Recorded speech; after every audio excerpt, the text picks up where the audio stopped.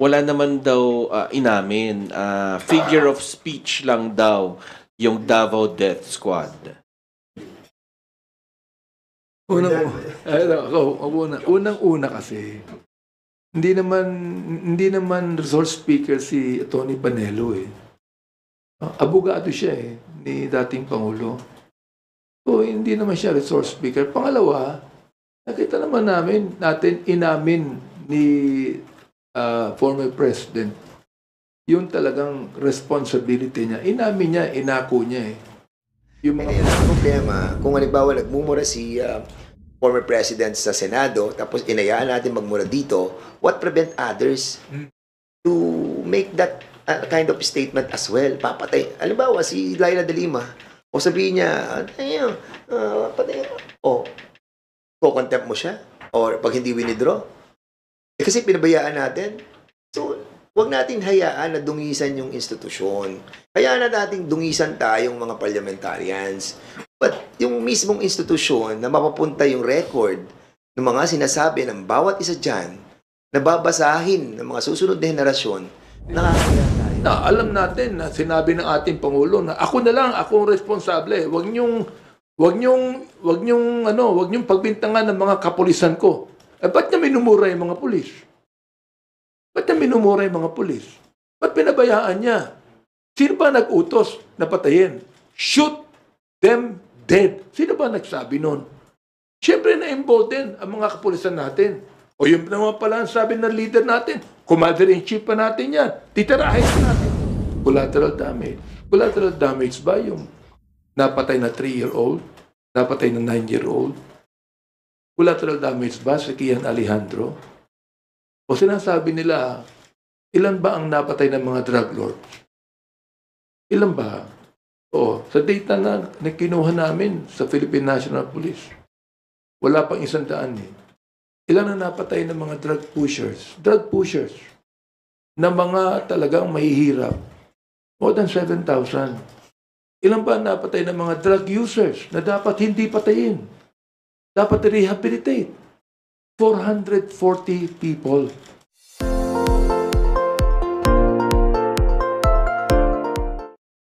Hi, good morning po, Chair Abante, Chair Fernandez. Sir, I understand may mga statement na rin po tayo kahapon denying the statements of Grijaldo. Pero just to be clear, para mas maipaliwanag lang po sa ating mga kababayan. So, may nangyari nga po bang private meeting about dun sa statement nga with Grijaldo? And ano po kaya yung reason, kung meron man, na bakit siya kailangang ipatawag in private? Si Grijaldo po. Well, mahaba yung sinabi pa ako na Malabante. Unang-una talagang there was a incident na talagang pinatawag namin siya. Pero not on our own volition. Because it was Colonel Garma, as what I'm saying sa mga interview sa akin, that asked na kausapin si Colonel Grijaldo. Kasi si Colonel Grijaldo, according to Colonel Garma, is a friend of her. So, sabi namin, tama-tama, andun si Colonel Grijaldo, so tawagin na natin. So, it was at the back of the Quadcom. So, nang kinausap namin siya, sabi ko nga kay Chairman Abante, kausapin natin kasi nga kaibigan daw, siya makakapag-confirm ng mga affidavit na ginawa niya doon sa supplemental. So, what we did was, yung lawyer, sinabi namin na pumunta para in the spirit of transparency kasi mahirap naman na kami lang. Kasi we always see to it na dapat talagang merong kasama. As a matter of fact, yun din ang sinabi ko sa media that prior to the Quadcom hearing, nagkausap kami ni Colonel Garma. And I asked the permission of the chairman to be with me. And he accompanied me para at least transparent talaga yung usapan. Unfortunately, yung sinasabi niyang coercion and harassment, it never happened. Talagang wala namang coercion na nangyari. And ako, natatandaan ko kasi merong isang tao na naandun sa loob pa eh. Aside from the two witnesses na at the two lawyers ni Garma, si chairman, saka ako, and then somebody, kilala ko sa mukha, hindi ko lang matandaan kung sino na staff yon. So, we were discussing yung I think it was number 17 na sinabi ko, ito, sabi ni Garma, makukonfirm mo daw yung sa reward system. Naku, wala po kaming alam dyan. Wala po akong alam dyan. So, pinoint ko pa yung iba, yung 1999. Tama yung sinasabi niya. Pero yung kinuers namin siya at hinaras namin siya, kasi ang coercion talagang gagamitan mo ng threat eh. Gagamitan mo siya ng force eh. Kung ginamitan natin siya ng force during that time, di ba? There was still a lot of time for him to react eh. No? Eh, unfortunately, hindi niya yung ginawa. At the same time, we cannot do that. Alam mo, it's so unethical for the two of us not telling, yung sa mga chairman, like si Ace, si Chairman Acop, saka si Congressman Paduano, about do sa isyong yon. Kung pipilitin namin siyang magsalita. And it will be against sa ating procedure na to bet first yung mga magsasalita para at least sigurado tayo. So yun yung tunay na nangyari. But of course, meron din ako sinasabi na issue na yung reason kung bakit niya ginawa yon. Well, yun yung aking analysis dun sa pangyayari. Bakit nila ginagawa to against us? Well, unang-una, demolition yun. Pangalawa, it's an attack against me and, against you.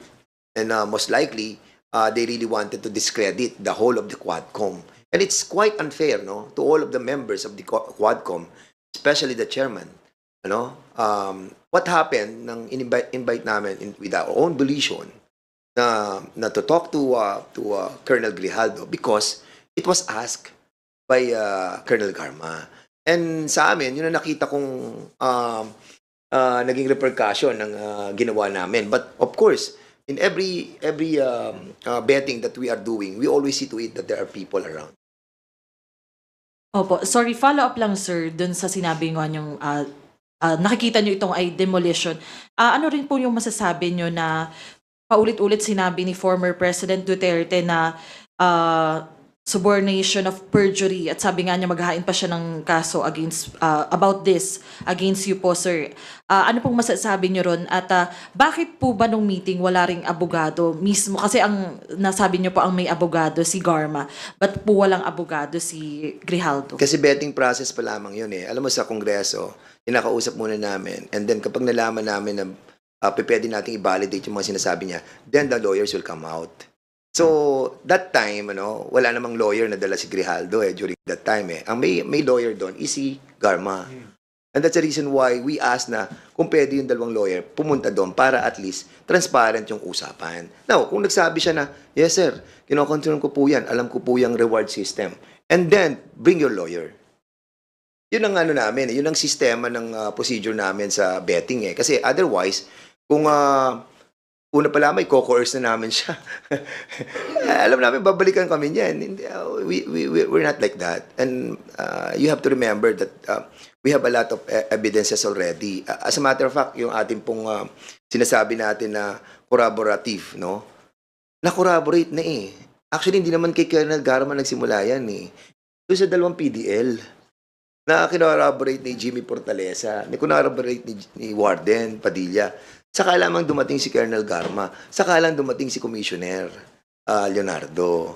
So now, sinasabi ni Garma na eto, meron pang isang kaibigan ako na magko-corroborate doon sa mga sinabi ko.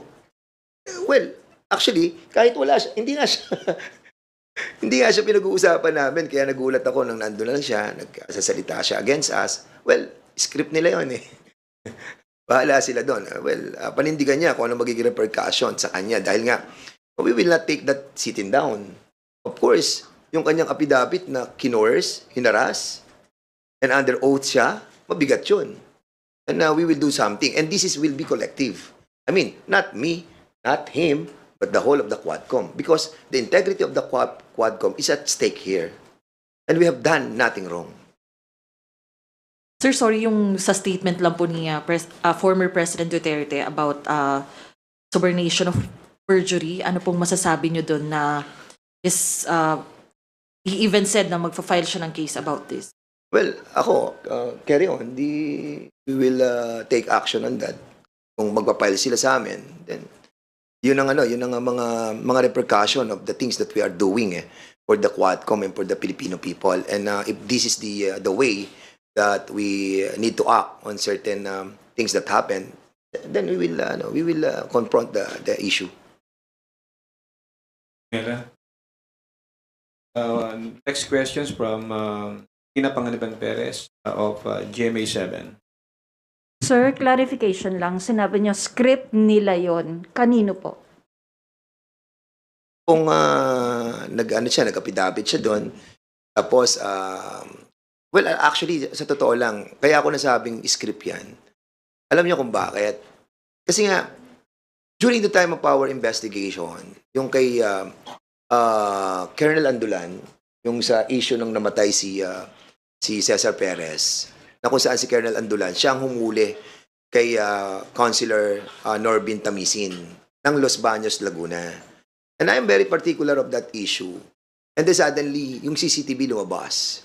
Nakita natin na wala naman si Norbin Tamisin doon. And sniper yung tumira kay Mayor Cesar Perez. Si Colonel Andulan from Batangas, siyang humuli kay Norbin Tamisin.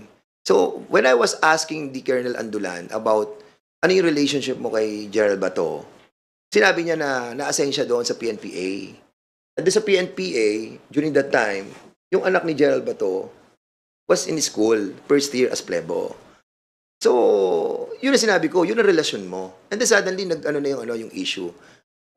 Binanata na niya ako, and ako, nag-simmer down ako noon. Hindi naman ako masyado sumagot. Sabi ko kasi, hindi naman ako, kasi siya nga yung nag-mention ng babysitter, nagbe-babysit daw yung anak ko, ganun-ganon. Pero yung anak niya, hindi niya hayaan mag-babysit. And of course, ako, nasaktan ako doon. Kaya sabi ko, wala akong mini-mention na nagbe-babysit yung anak mo.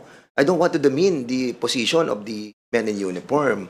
But sa kanya mismo, sabi ko, wag sanang ganon. Tapos hindi na ako masyadong sumagot doon. Sabi ko, pag nagkausap kami ni Gerald Bato, magkakausap kami ng maayos. But unfortunately, ito yung lumabas. Diba? Si Grijaldo, lumabas doon, may affidavit. Hindi naman siya yung pinag-uusapan natin dito sa Quadcom. Then suddenly, siya yung naging focal person doon sa kanila. So, I think there is a correlation about this. Sir, clarification po ulit. Are you saying it's a script of Colonel Grijaldo and Senator Bato? Yes, parang yun ang kanilang narration sa mga pangyayari dito. At dinala nila sa Senado si Grijaldo. Sabi nga na isang press sa akin kanina, sino ba yung Grijaldo? Sabi ko, yan yung kaibigan ni Garma na isinama niya dun sa meeting namin na kung saan nabago na yung narration ni Colonel Garma nang dumating si Colonel Grijaldo. And that, I think we have to investigate why si Colonel Grijaldo na dumating sa meeting namin with Chairman Ace Barbers, hindi na niya na-reveal yung katotohanan. And then, yun na nga, doon na nag-boils down yun, imbisigahan na namin si Chairman Garma, si GM Garma. Opo. Sir, sabi po ninyo, the Quadcom will not take this sitting down. May legal action po ba kayong binabalak?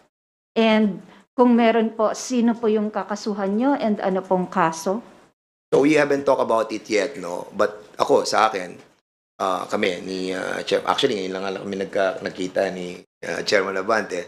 But of course, parang hindi naman tama kung we will take this sitting down, no? We need to ferret out the deeper reason why this happened, that somebody will take his oath doon sa Senado and telling lies against the Quadcom. Hindi naman ako lamang ang tinira dito, but the whole of the committee. And it is incumbent upon the leadership of the Quadcom and the House as well to take action on this. Because I think he is under preventive suspension. If I'm not mistaken, because involved siya dun sa pagkamatay ni Barayuga, he is under preventive suspension. Kung he is under preventive suspension, somehow you can relate that he's doing this because yun na nga, trying to get even with us. So sana wag sa ganun pamamaraan. We are all well, I believe that we are in the democratic way of our government, and okay lang yan. Basta harapin na lang namin yan kung ano mangyayari. And we will talk about it. Opo. Sir, babasahin ko lang po yung patanong ng office, although this was already mentioned kanina by Kong Abante. Ano ang mga gagawin sa mga pinagsasabi ni former President Duterte? Ano ang pwedeng ikaso? Makakatulong ba ito sa ICC? And I will add my own question. Kasi, di ba, dati nag-turn over kayo sa OSG ng documents for civil proceedings. May gagawin din po ba kayong ganong action in relation naman po sa criminal cases na connected po doon sa testimony ni President Duterte sa Senate?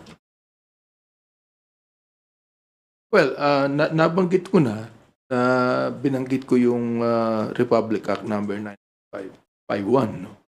Na entitled noon, the Philippine Act on Crimes Against International Humanitarian Law, Genocide, and other crimes against humanity. Hindi kami magdidemanda eh.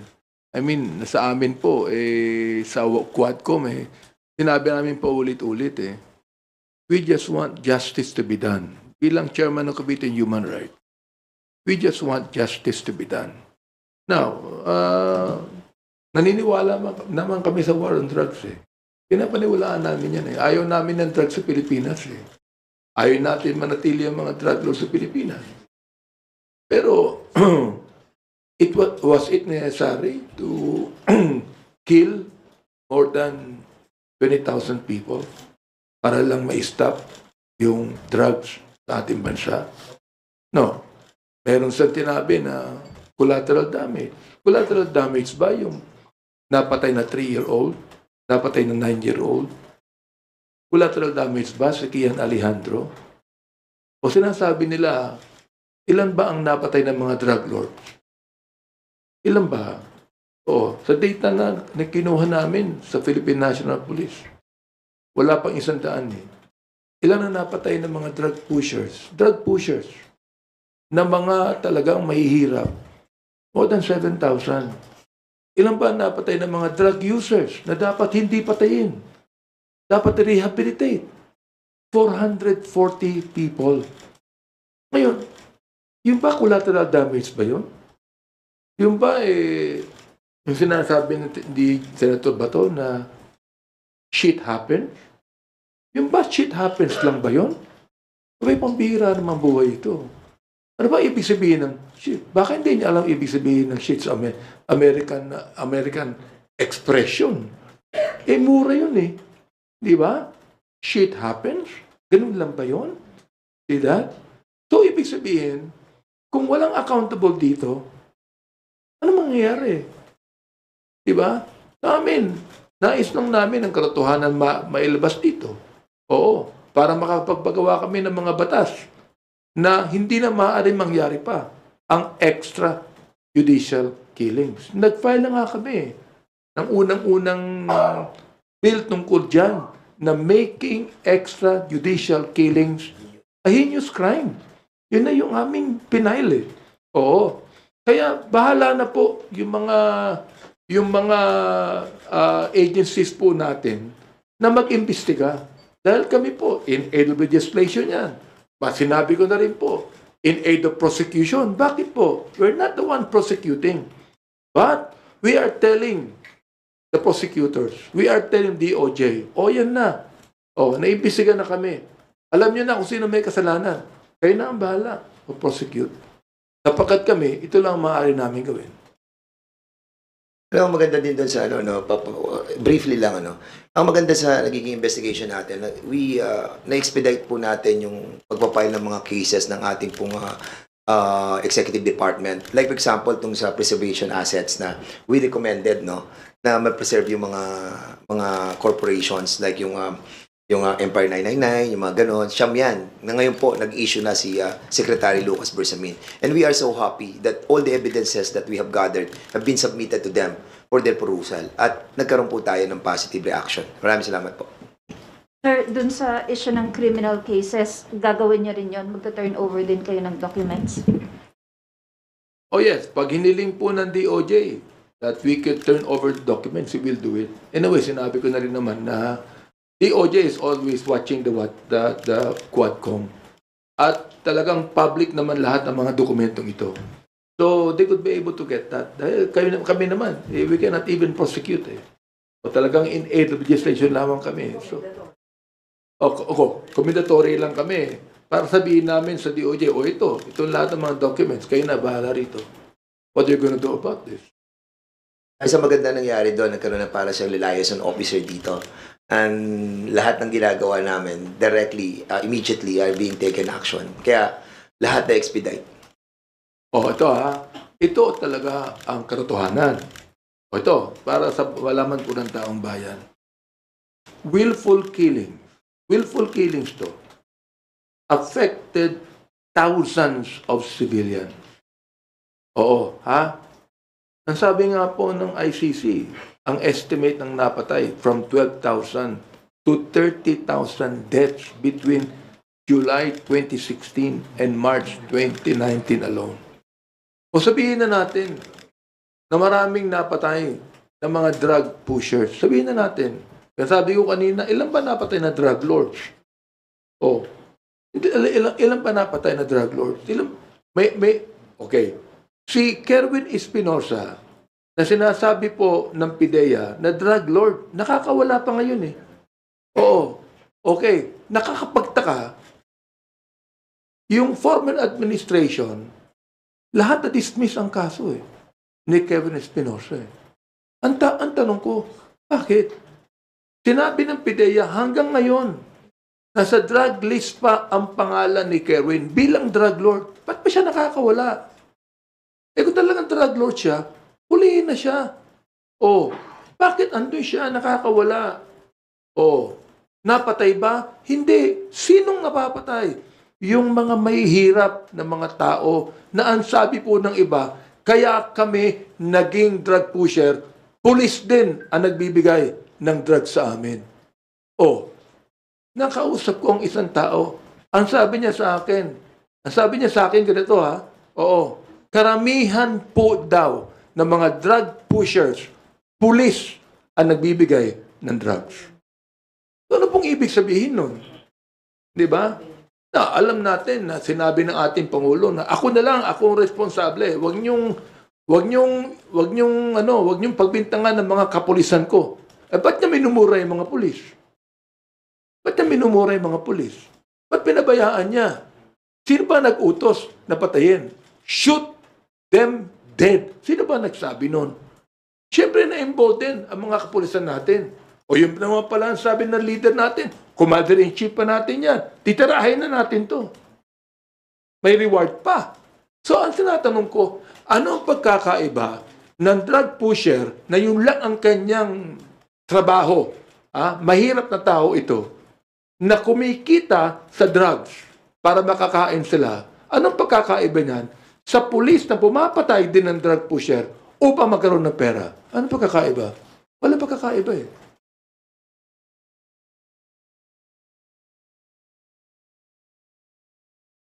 Thank you. Are you done with your questions, Tina? Yes, thank you. Okay, Nelson Tismorio from Manila Bulletin. Direct please.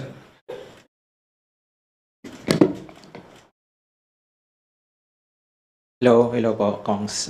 May we get your reaction po dun sa confirmation or admission po ni Pangulong Digong na meron po mga death squad, tapos pinagtuturupan niyo po yung pa niya po yung mga retired generals na kasama yung mga yan. Just your reaction po.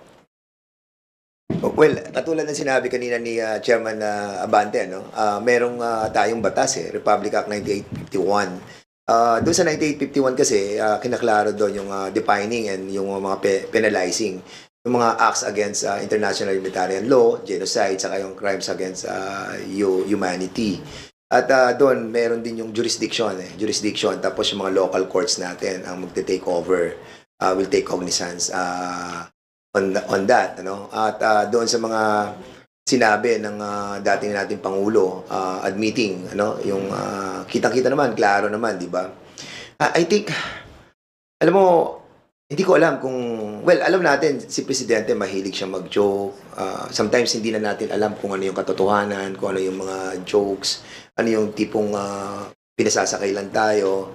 But being a former president and a president, I think it is incumbent upon the highest elected official to set the tone of being the top leader of the country. And sa puntong yun, medyo nag-fail tayo. Ngayon, yung mga tinura niya doon, this time, there must be responsible, and he must be responsible for it. And accordingly, pag binasa mo yung Section 8 ng Republic Act 9851, lumalabas din yung command responsibility ng mga superior. And him, being the superior of the land during his incumbency, he will take responsibility on Section 8 of Republic Act 9851. So, even yung binabanggit ni Chairman Abante about sa 9851, nung binasa ko rin kanina, nakalagay doon sa Section 15 that international laws and other laws will be the source of the courts under the jurisdiction of this country. So, ibig sabihin, pati yung mga Genocide Convention, yung Geneva Convention, and also the Hague Convention, and at yung convention doon sa rights of the children, nakapol under this. Kaya, I think we need to use this Republic Act 9851 by the Department of Justice. Naman, kung sagutin ko yan, ako'y nagpapasalamat sa ating former president na at least naging honest siya. Inamin niya kasi tinanong namin si Colonel Patay, wala raw DDS eh. O ngayon, yung dating Pangulo na nagsabi, meron. Nung mayor pa siya, meron. Eh, nung Pangulo na siya, hindi pwedeng sabihin wala na yun. Diba? And that is binding on him. Yung kanyang admission in the Senate hearing. Oh. Sa akin po, yung sinabi ko nga sa aking statement kanina, ito ay shocking normalization of brutality. Sana po nakita po ng ating mga kababayan ito.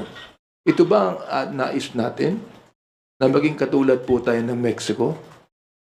Maging katulad po tayo ng Colombia na sinusuportahan ng taong bayan yung mga drug lord sapagkat nagbibigay ng mga pera sa mga tao. Ganun po ba nais nating makita? Sana wag na po. Tigilan na po natin itong extra judicial killings na ito. Tigilan na po natin yung salitang pagpatay. Ibig sabihin, kahit na Senator Bato, sinabi niya, nagbibiro lamang ang Pangulo.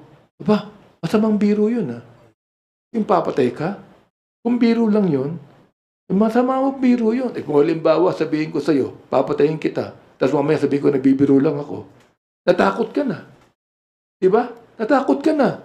Binibiro lang kita. Natakot na ako Traumatic na ako Tapos sasabihin, binibiro lang kita. Ganun po ang ibig sabihin niya. Thank you. Next questions from Earl Tobias from IBC 13. Good Congressman, good afternoon po. Earl po from IBC. Kung Benny, nasabi nyo kanina, balikan ko lang, sa halip na parang maging in sake of the truth, parang naging pagbabago ng katotohanan yung mga testimonya ng dating Pangulo, sir. Yun na din po ba yung treatment nyo doon sa nangyari, sir, na a-admit niya na meron niyang death squad, tapos mamaya i-retract niya ulit pag nilinaw ng mga senador. Also, sir, dito sa pagdinig kasi sa Quadcom, sinisentro nyo, nakita ng publiko na sinisentro sa yung mga EJK victims as biktima, pero sa Pangulo sila ay collateral damages, sir. Sa akin, palagay ko hindi niya na masasabi yung nasa under oath siya, no? Nabiro ito Inamin niya na meron DDS. Sinabi na collateral damage ito. So, let us talk on the extent of the collateral damage. Ilan po ba ang napatay? Ito ilan po ba ang napatay ng mga bata? Napatay na walang kasalanan. Napatay na hindi drug pushers. Ilan po ba yan? Napatay na mga drug users lamang. Ilan po ba yan? Sabihin natin, nanlaban po yung mga yan. Nanlaban ang sabi nila. Well, nasaan po yung weapon ng mga nanlaban? Meron kang yung arsenal ba ng Philippine yung crime lab ng Philippine National Police. Kung 6,000 ang nanlaban, dapat sa crime lab, meron 6,000 ang mga weapons. Paano nanlaban? Pinatay nanlaban. Ano, nakipagsuntukan lang ba yung mga yan? Meron mga weapon yan. Nasaan po yung mga weapons? Yun po ang ipakita nila. Thank you po. Follow up na lang sa akin. Kung Dan, so kung may maayos naman pala na pag-uusap between some Quadcom chairs and Grijaldo. Tapos doon niya sinabi yung katotohanan, and then under oath sa Senate, bigla siyang bumaliktad, blatantly lying. What do we make of this, sir? Paano natin ititreat yung nangyari na yun? Well, pupunta naman siya dito sa next hearing. So we will be asking him a lot of questions, no? And most likely we will be dealing also with the yung kay General Barayuga, no? Kasi hindi pa kami nakaka-focus doon. That's the reason why he was being invited. Kasi once na may nagtatanong ng mga members, ang pinag-uusapan yung kay General Barayuga, he'll be present kasi siya ang Chief of Police. But yun na nga, na-involve yun. So, ito na yung pumasok. So, treat natin yun as siguro. Ako naman kasi sa akin, actually, baliwala sa akin. Wala naman sa atin yung pinagtatawanan na nga lang namin na ano ba naman to. Wala na silang maibato sa Quadcom na para bang they're trying to make a story. Now, ngayon, kung i-consider nila as truthful talaga yon at maninindigan siya sa susunod na hearing na talagang totoo yung mga sinabi niya, then we will take the consequences of that. Kasi we will not take that sitting down. And we'll be giving him another chance na sa susunod na hearing, he tell us his story. Ako, I'm pretty sure there's a story behind it. And di bali sana kung hindi namin siya nakausap nung bago mag-testify si Colonel Garma. He was there. He was there and he was not even been invited. Nagulat na lamang ako nandun siya. At hindi ko siya kilala. Sabi ko, sino yan? Ano yan? Tao yan ni General Bat. Ganun ba? Sige. So, we will try to see it. Gusto ko lang idagdag. May nababanggit na baka inappropriate yung aming pagtawag sa kanya. Sabi ko, appropriate to Number 1, human rights. Binibigyan mo ng karapatan yung tao. Hindi naman siya namin pinilit na patawag Pinatawag namin siya sapagkat nais niya na ipatawag siya. Sapagkat si Colonel Garma, sinabi niya, classmate ko to. Kaibigan ko, classmate ko. Ito lang ang kaibigan ko, classmate. So, we decided to talk to him para malaman sa kanya. Ito hindi ko alam kung taktika yung ginawa niya No? Pero ito yun siya ang Chief of Police sa Mandaluyong. Napatay si General Barayuga. Nasaan ang report? Wala. Walang report. Walang police report. Siya ang Chief of Police ng Mandaluyong. Walang police report. Anong ibig sabihin ito? Ang sabi ni Colonel Garma, marami siyang alam. Anong ginawa niya?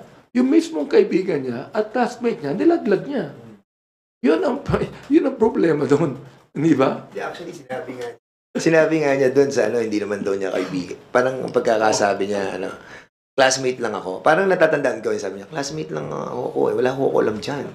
Mga ganon. So, ako nung marinig ko yun, sabi ko, sa sarili ko, wala to. So, the betting stopped. Sabi ko ganon. So, ako, I went out. Tapos si Benny, sumunod na rin. So, yun yung story doon. So, I hope lumiwanag yung kanyang kaisipan. Kasi nga, wala naman siya sa story doon sa buong concept na inimbestigahan namin Doon lang siya sa isang peripheral issue, yung kay Barayuga. Di ba? Doon lang siya nakasama. Nagugulat kami at nakikisaw siya sa isang bagay na hindi naman siya involved. Kongs, last from me. Kong Benny, doon sa pagdinig, na-mention ng dating Pangulo yung termination, yung totodasin kita, na-mention niya as viable option yung pagpatay straightforward as form of eradicating drugs or other criminal act. Pero bilang chairman po ng Committee on Human Rights, ano pong weight na ninormalize supposedly ng Pangulo yung ganong approach? Unang-una, again, salamat at binanggit niya yan. Salamat, gano'n ang attitude niya. Terrible, kung ganun po ang utak ng isang leader ng bansa, kawawa ang buong bansa. Di ba? I mean, look binanggit din ni Tony Del Giocno. Nabanggit po namin yan sa Quadcom yung neutralize. Di ba? Yung neutralize, negation, na ang sinasabi, kill. Kahit po si Canes Pinedo, sinabi niya, kill din yun Kahit na po ang PIDEA, sinabi nila, kill din ang ibig sabihin nun Tinignan ko yung Webster's Dictionary. Ano nakalagay? Kill din ang nakalagay doon. Oo. Tapos, binanggit ni Senator Bato, hindi naman po sa aming rule, kill yan. Arrest. Ba't hindi arrest ang tawag? Bakit neutralize? Sana i-arrest ang tawag sapagkat dapat lang arrestuhin. Due process eh. Di ba? Kahit suspect yan, nakalagay sa ating konstitusyon. A suspect is not guilty, di ba? Is innocent unless proven guilty. Alam po ng taong bayan yan eh. So arrestuhin natin. Ikorte natin ito. Ikulong natin kung kinakailangan. Pero sasabihin niyo sa akin, arrest? Pinapatay na agad eh. Yun po ang question dyan, mga kaibigan. Dagdag lang kasi when he was the president of this country, akala natin yung mga sinasabi niya papatayin, ikaw mayor, ganyan, Biel Mabilo, magtago ka na sa pinanggalingan mo. Akala natin lahat yun mga jokes. Alam natin na may samang joke yung sinasabi ng presidente. Nasanay na tayo dun eh. Then suddenly nakita natin yung mga patayan. So balitang, merong patayan. May balitang bayaran. Kasi nagsalita rin si Senator Bato, saka si Senator Bongo na may bayaran, and even the president, the former president. Then suddenly, nung natapos ang kanilang administrasyon, nag-iimbestiga kami sa public order and safety. Nakikita namin yung mga police, mga peking, mga bypass operation, na nagkakaroon sila ng paraan para kumita pa lalo. So, hanggang dumating kami dito sa issue natin na pinag-uusapan sa Pogo, sa PJK, then suddenly, lumabas na to tong kay Garma na may nagsalita na officially sa Kongreso. So ngayon, nare-realize natin na lahat ng mga sinabi nila during their administration, now may katotohanan na. Dahil somebody testified under oath dito sa Kongreso. At it was corroborated by so many people. So I think, ngayon, pag magsasalita silang yung nangyari sa Kongreso, that wala namang DDS, tapos sasabihin nila, wala namang inuutos na encourage yung kriminal para mag-arm, para lumabang, para mapatay. Then ngayon sasabihin nila na joke lahat yun. Ang taong bayan hindi naman niniwala. Ako hindi na ako makapaniwala kasi nga may nagsalita na eh. Nakasamahan din nila dati. Yun ang problema dito eh. Kasamahan nila dati. And they were not under any pressure or duress when we talk to them. Kaya I think we are in the right path, and the Congress, the Quadcom, we are doing our job, and I hope that the people will somehow acknowledge, appreciate that what we are doing is somehow right. Kasi nga kami ang policy namin, let's be honest with this and be transparent. And as always, kapag may mga ganyang witnesses, there will always be somebody na kasama namin to set up the transparency.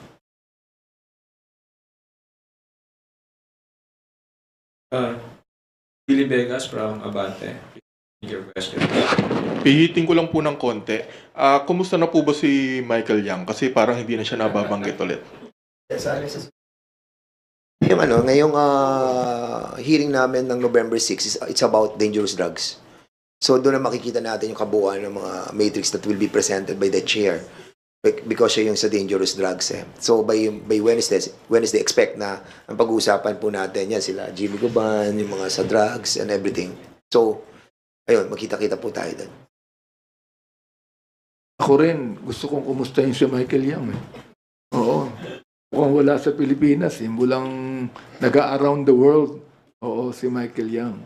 Siguro, di ba patawag natin yung Tony Yang? Di ba? Yung kanyang kapatid. Papatawag po natin yan. Kasi talagang ito, tatlong bagay ito eh. Ang Senate hearing, isa lang ang pinag-uusapan, EJK lang eh. Ang Quadcom. Kaya apat kami, pinag-uusapan yan. Pogo, drugs, EJK. Lahat to related eh. Di ba? Kaya pag-uusapan po, huwag kayong mag-alala, pag-uusapan po natin yan.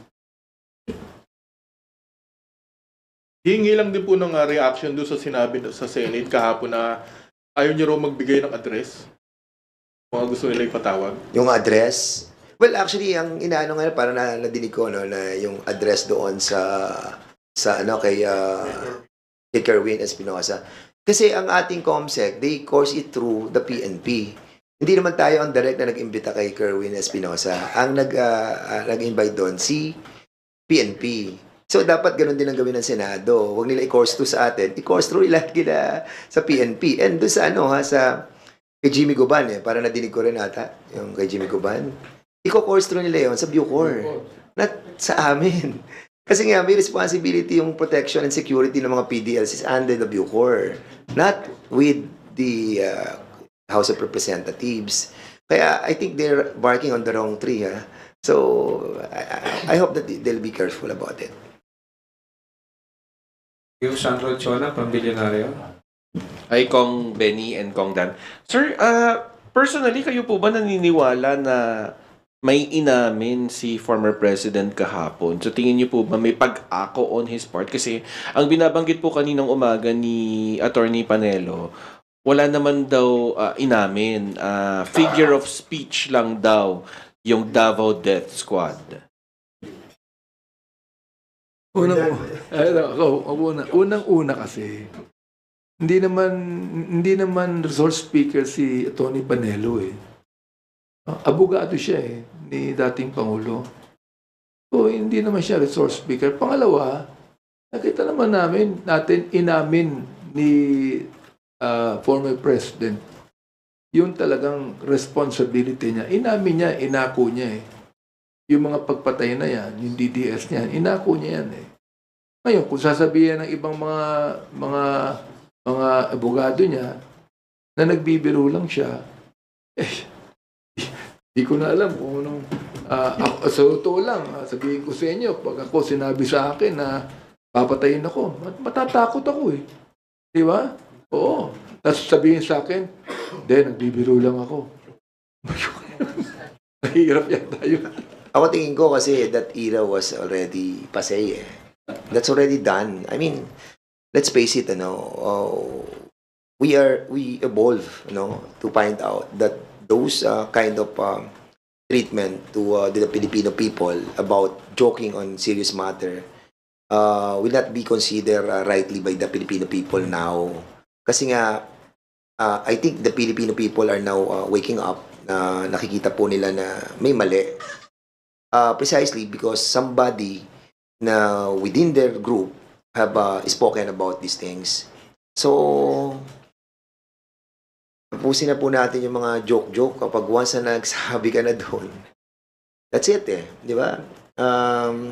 Sometimes, like for example, yung sa edad din po ni former President Duterte, and the way yung style niya ng panunungkulan for so many decades, we have seen yung strong personality niya. And he cannot change that anymore. Being an old person. And I think, nagmamanifest yun doon sa kanyang speaking from the heart. At pag nasasabi niya, nakikita ng mga lawyers niya na mali. So, sinasabi na lang nila na joke. Pero, ako, I understand yung situation ni Presidente. Being a mayor for so many years, tapos naging presidente, naging strong, then suddenly, babaguhin niya yung style niya. That's hard. That's hard. And that's the reason why meron siyang mga generals na nakaikot sa kanya to remind the people na hindi yun ang ibig sabihin ng presidente. Pero tapos na po yung era na yun. Dapat ayusin na po natin.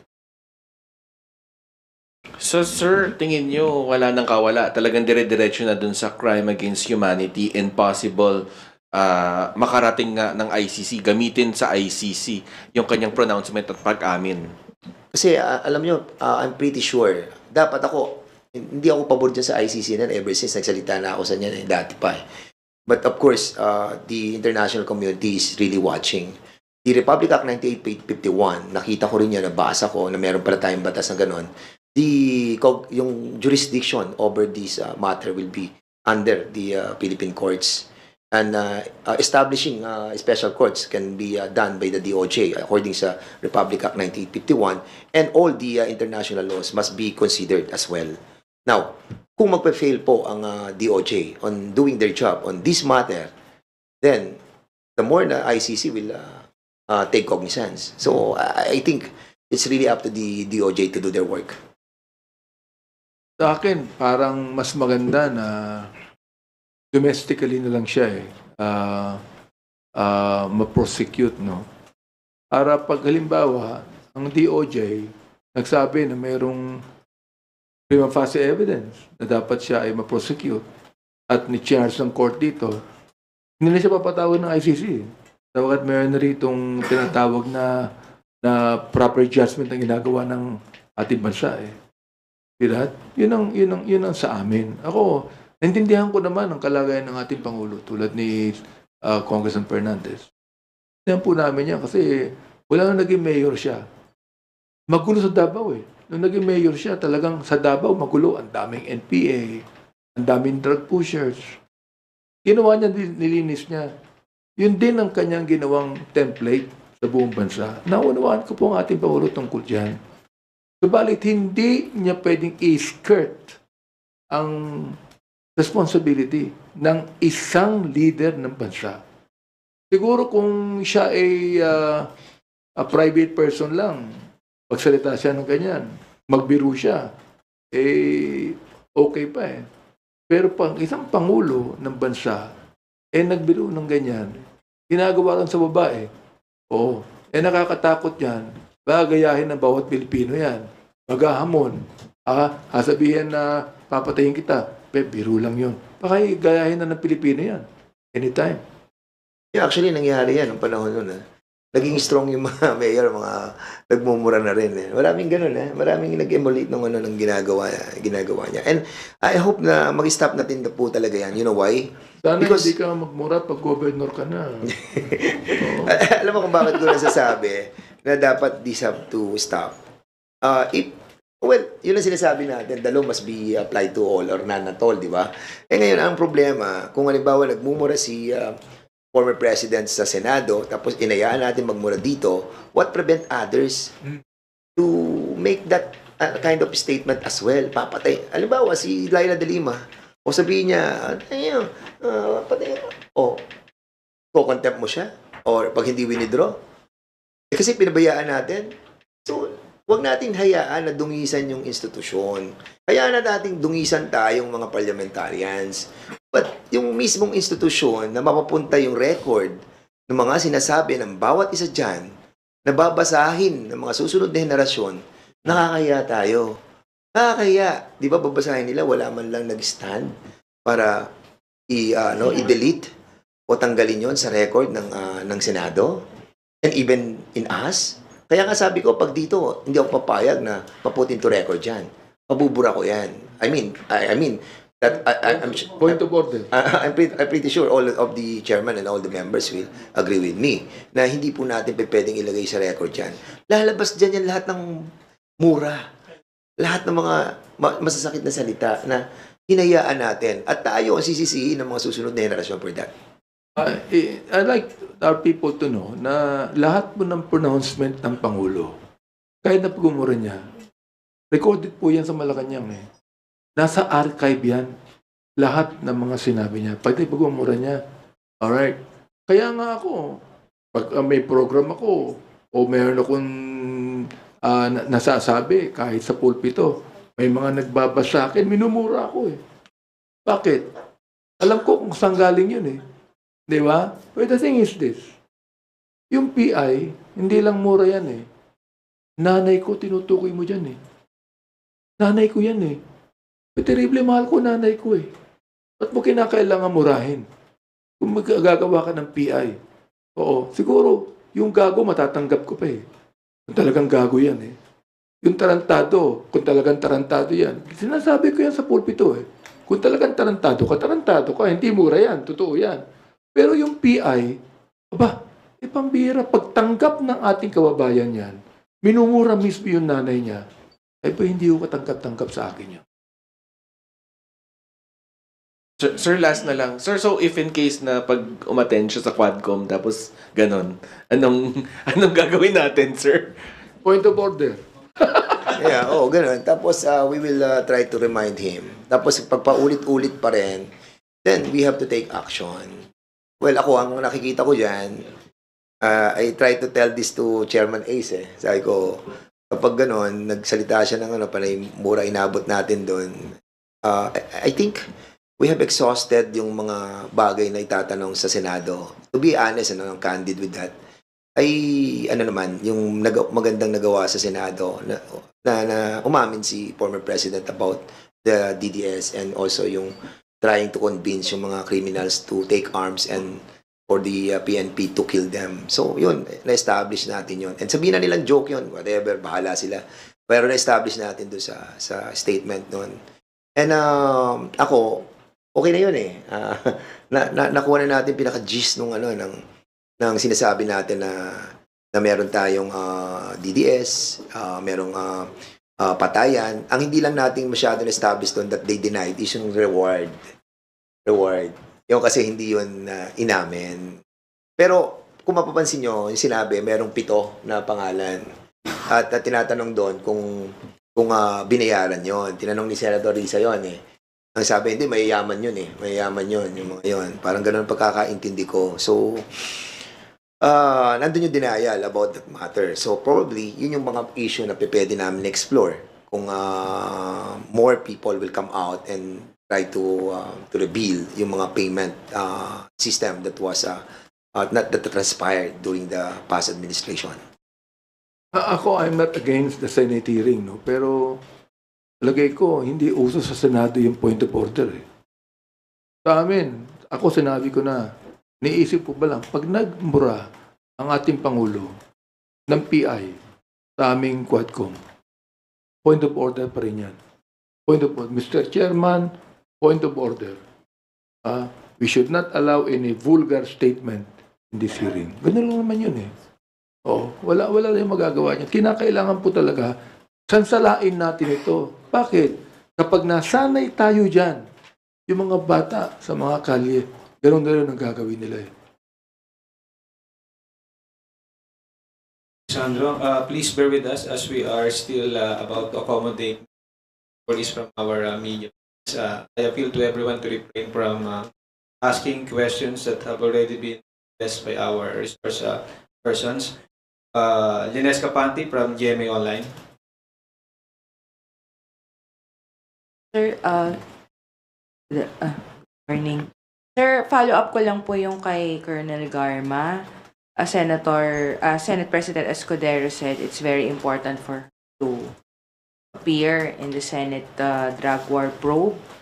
Is the House allowing her to go there? Or as far as you know, does she want to testify also in the Senate? Well, ako, talagang dapat mag-appeal siya doon. No? Sooner or later, she'll be there din naman as well. Unfortunately, prior to the last committee hearing natin, noong October 22, nagpapaalam na yan about yung kanyang condition. And it's a long letter to us. She was talking about yung esophagus niya eh. Kasi parang meron siyang dito na naka-block na hindi siya makalunok. And actually, hindi namin siya inalaw na hindi maka-attend noong October 22. And because after that hearing, we allowed her na ma-consider yung medical check-up niya. And it happened na I thought Sunday siya pupunta para maka-attend siya ng Monday. Pero yun nga, Monday pala siya umattend ng medical check-up niya. So kay Leonardo, siguro after niyan, ilang days lang naman yung COVID, so he can attend. Nakatanggap kami ng urgent motion, di ba? From the lawyer na talaga matindi ang sakit ni Colonel Garma. So, kami naman, hindi naman namin pwedeng, sabi ng urgent motion na this is another human rights concern, no? Yung right to life. Naniniwala ako dun eh. So, hinayaan namin siya makita ng mga doktor sa Cardinal Santos. I do not know if he's in Cardinal Santos now, no? O nagpapatingin si Cardinal Santos. Oo. For medical check-up. Balita namin, baka ma-ICU pa siya because of that. So, she cannot actually speak properly, mentally speaking, kung harap siya sa Senado. Although kami naman, we will not prevent the Senate from from calling her to testify. Released Colonel Gar. That is all. Not yet. O, sa, Opo. nalit na yung contempt? Hindi pa. Sir, follow-up na. Follow-up po yung President Duterte kasi, former President Duterte kahapon was qualifying the responsibility. Said, taking responsibility for policy. Cannot take responsibility for specific crimes kasi sa isa ni Senator Risa, how about this kid who is armed? Si Kian, Carl Anthony, Reynaldo de Cruz. That's the name. Kasi nga yan nga So, eh. acceptable ba yung qualification niya na for specific crimes, I cannot take responsibility? So how do you respond to that? I mean, is that an acceptable argument? Yun nga problem eh. Di ba may mga pronouncement siya. O sige, ano niya, patayin niyo na. Kung bahala sa inyo, sagot ko kayo.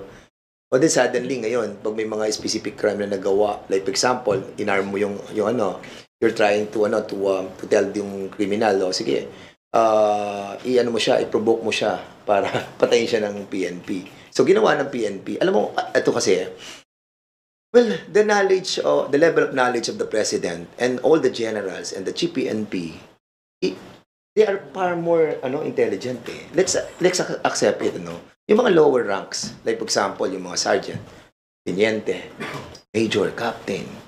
So ngayon, hindi yung negation, yung kanilang elimination, ng negation na sinasabi nila, hindi naman nakarating yun sa lower ranks eh. Sa kanilang yun, tinago nga yun eh.